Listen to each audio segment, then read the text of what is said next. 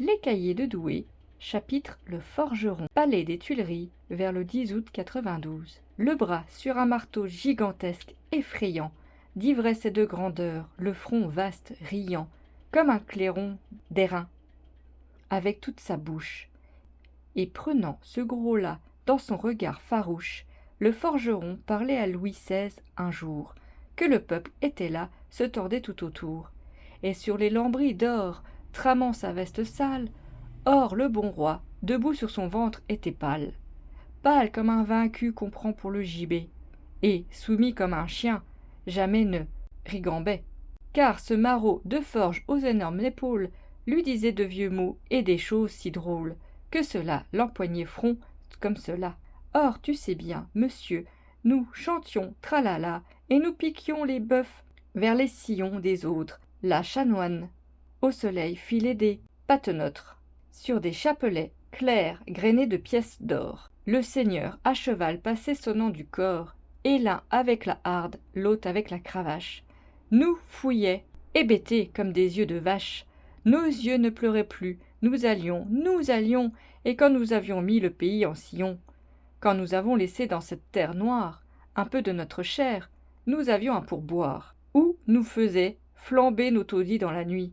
Nos petits y faisaient un gâteau fort bien cuit. Oh, je ne me plains pas, je te dis mes bêtises, c'est entre nous, j'admets que tu me contredises.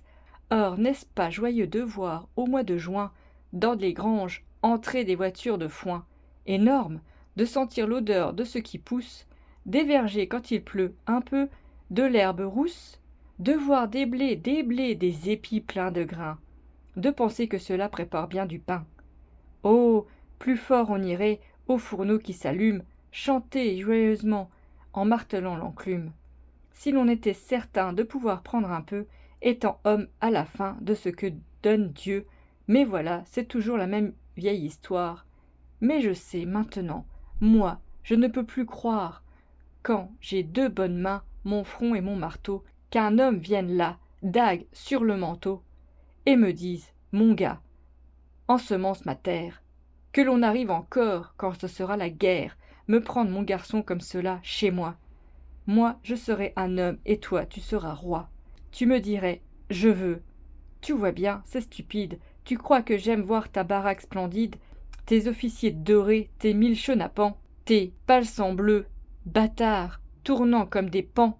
Ils ont rempli ton nid de l'odeur de nos filles, et de petits billets pour nous mettre aux Bastilles, et nous dirons, c'est bien les pauvres à genoux, nous dorerons ton Louvre en donnant nos gros sous, et tu te saouleras, tu feras belle fête, et ces messieurs riront les reins sur nos têtes. Non, ces saletés-là datent de nos papas. Oh, le peuple n'est plus une putain. 3 pas, et tous, nous avons mis ta Bastille en poussière, cette bête suée de sang à chaque pierre. Et c'était dégoûtant, la Bastille debout, avec ses murs lépreux qui nous racontaient tout, et toujours nous tenaient enfermés dans leur ombre. Citoyens, citoyens, c'était le passé sombre, qui croulait, qui râlait quand nous prîmes la tour. Nous avions quelque chose au cœur comme l'amour, nous avions embrassé nos filles sur nos poitrines, et comme des chevaux en soufflant des narines, nous allions fiers et forts, et ça nous battait là. Nous marchions au soleil front haut comme cela, dans Paris, où venaient devant nous vestes sales.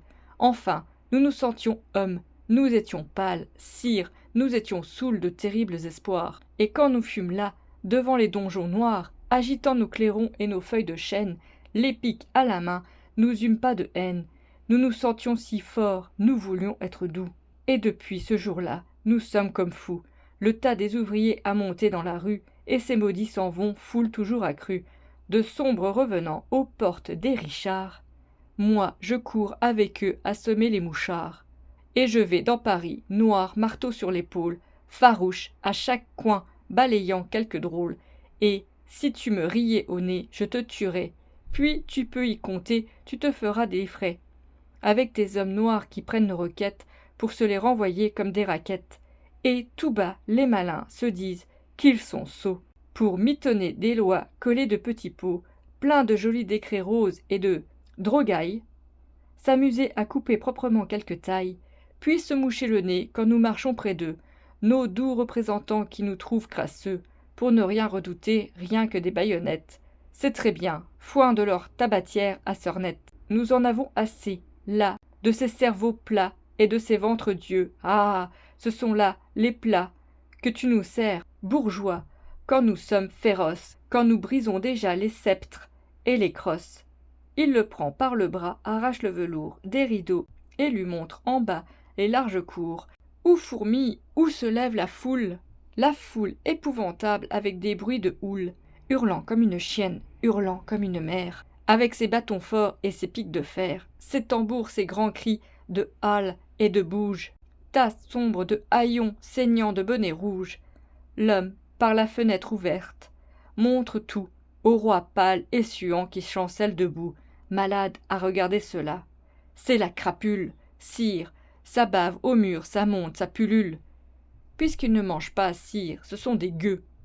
Je suis un forgeron, ma femme est avec eux. Folle, elle croit trouver du pain aux Tuileries.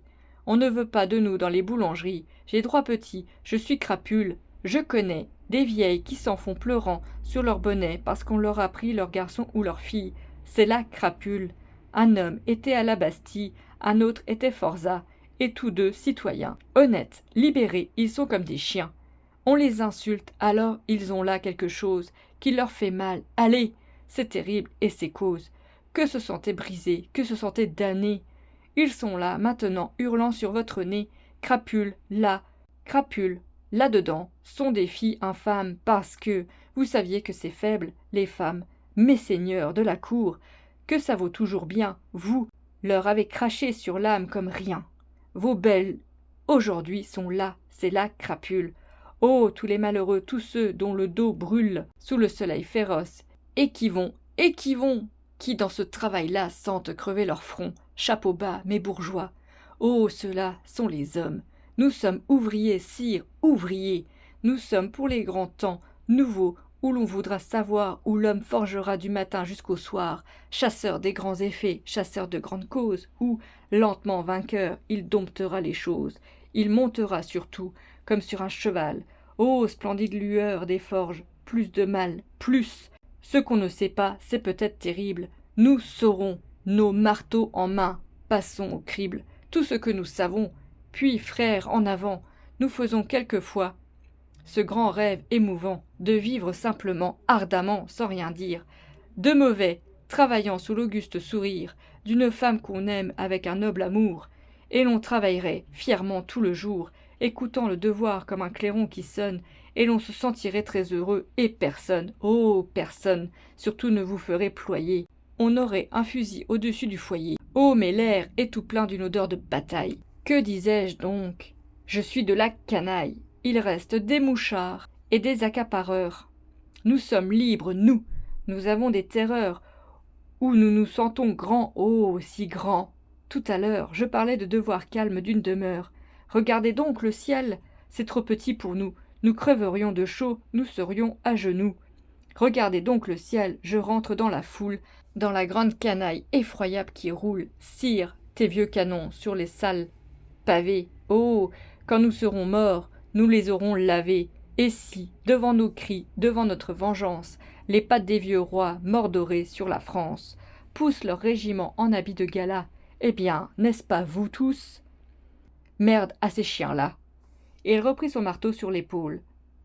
La foule, près de cet homme-là, se sentait l'âme saoule, et dans la grande cour, dans les appartements, où Paris allaitait dans des hurlements, un frisson secoua l'immense populace, alors de sa main large et superbe de crasse, bien que le roi, ventru, suate, le forgeron, terrible, lui jeta le bonnet rouge au front. Fin du chapitre.